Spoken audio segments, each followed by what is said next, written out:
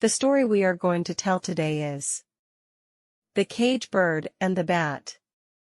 Once upon a time, in a quiet village, there was a canary kept in a cage in the window.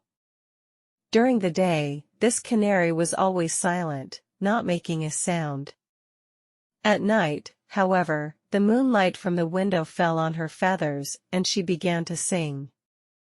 Her song is so clear and pleasant that it is like a fresh breeze blowing through the village, and it brought a warm feeling to everyone. One day, a bat flew through the village. It heard the canary's song and was fascinated. The bat followed the direction of the song and flew there.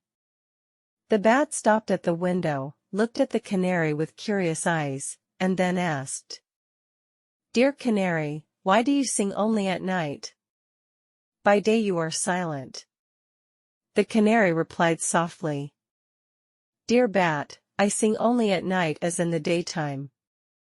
I was once caught and imprisoned for my singing. Since then I have learned to be cautious and no longer sing in the daytime." The bat mused for a moment and then said, "My dear canary, it is too late for you to learn caution now. If you had learned that before you were caught, perhaps you would not have been caged and could have sung as you pleased. But now, your caution is of no avail.